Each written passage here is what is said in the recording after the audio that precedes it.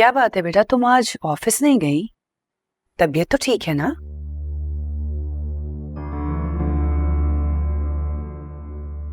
कुछ तो बोलो बेटा। देखो फिर इस तरह मुझे टेंशन हो रही है ना। क्या बात है जान? जी मामा मैं ठीक हूँ। इतना पूछती हूँ, ना तुम कुछ बताती हो ना ही अफनान। क्या बात है? कुछ कहा है अफनान ने? झगड़ा हुआ है उससे? आप समझ ले मेरे आंसू बेवजह है।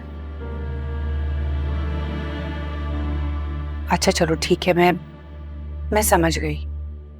लेकिन अब इस तरह कमरे में कितनी देर तक बंद रहोगी? उठो, चेंज करो, बाहर निकलो यहाँ से। जी मामा आप चले, मैं चेंज करके आती हूँ। मेरे लिए कॉफी बनवा दें। अच्छा बनाती हूँ, जल्दी आना। हाँ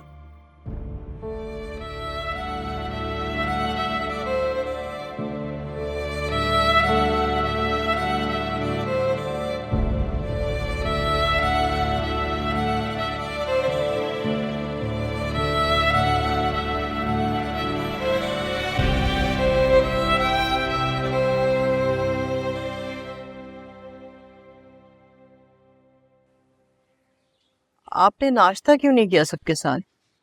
दिल नहीं चाह रहा था मेरा। चाय ला दो, बस चाय पीऊंगा।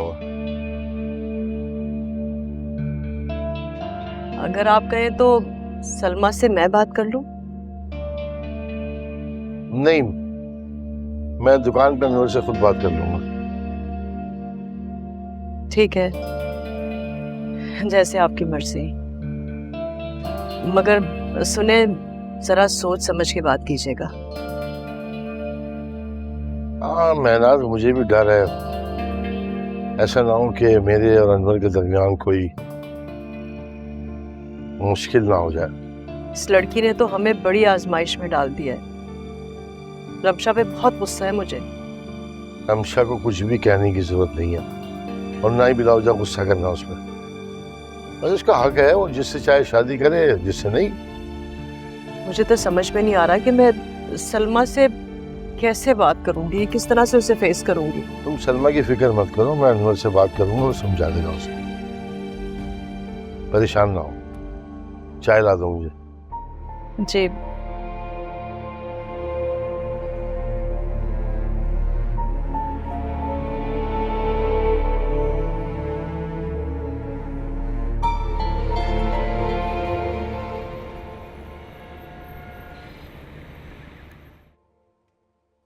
अस्सलाम वालेकुम।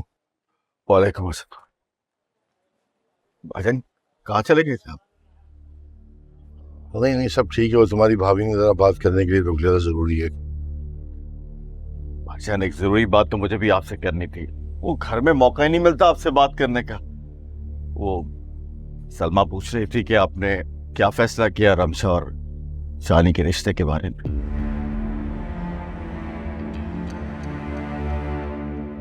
क्या हुआ भाई साहब, आप खामोश क्यों हैं? शानी का वो गोदाम पे है माल। देखो ना, तुम मेरे भाई हो, मेरे दिल से सबसे करीब हो तुम। और शानी मेरा भतीजा नहीं है, बल्कि मैं हमेशा बेटे की तरह समझता हूँ उसे। भाईजान आप कुछ कहें या ना कहें, मुझे पता है आपके दिल में क्या है। मैं जानता हूं अब्बा के जाने के बाद मैंने आपको बाप का दर्जा दिया है, हमेशा आप ही से मांगा है।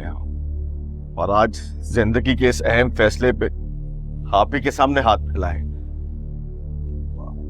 वो सब बातें ठीक है, बिल्कुल।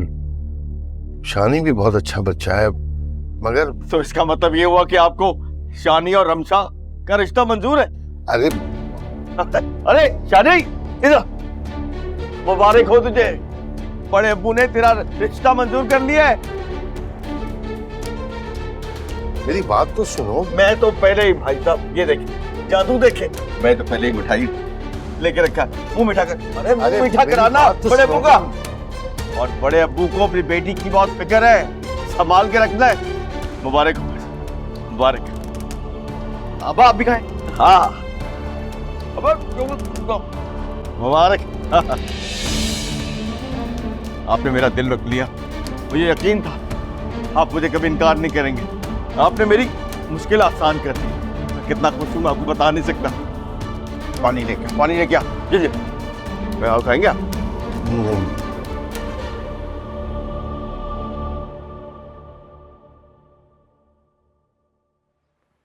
अस्सलाम वालेकुम। वालेकुम अस्सलाम। क्या हुआ, इतनी अपसेट क्यों हैं आप? अलीज़ी के रूम से आ रही हूँ। आज वो ऑफिस भी नहीं गई है, पता नहीं क्यों अपने आप को कमरे में बंद करती है। समझ नहीं आ रहा उसे हो क्या गया है। अच्छा आप परेशान मत हो, मैं उससे बात कर लूँ। मैं अलीज़े के लिए कॉफी बनाने के लिए ही जा रही थी, तो मैं देखा तो इसलिए बाहर आ गई। तुम्हारे लिए भी बनाऊं? नहीं, मैं खुद बना लूंगा, बल्कि अलीज़े के लिए भी खुद बनाऊंगा। शायद मेरी मेहनत काम ले। तुम अभी ऑफिस से आए हो, थके हुए हो ना, मैं बनाती हूँ। अरे मेरी प्यारी फुप्पू, आप क्यों परेशान हो रही हैं? मैं जानता हूँ अच्छी तरह, अलीज़ा जब भी मुझसे नाराज होती है ना, मेरे हाथ की बनी कॉफी पीती है और यूं उसका मुंह ठीक हो जाता है। अच्छा चलो आओ। चल।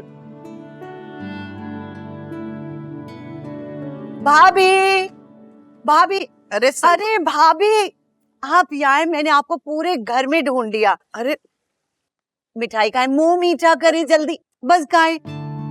वैसे तो ये मिठाई मैं आपके हाथ से खाना चाहती थी, लेकिन इस खुशी में ना मैं इतनी जज्बाती हो गई कि मैं आपको क्या बताऊं।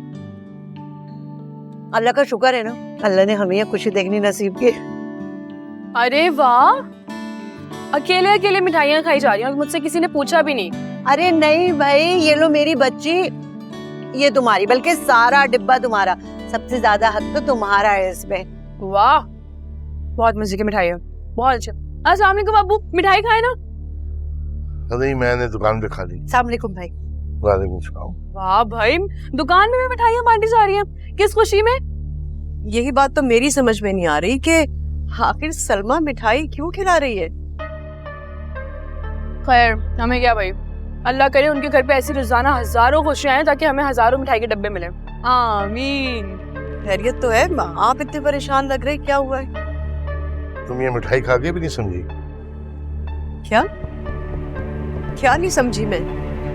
मैंने अनवर से कहा कुछ और वो समझ कुछ और बैठा।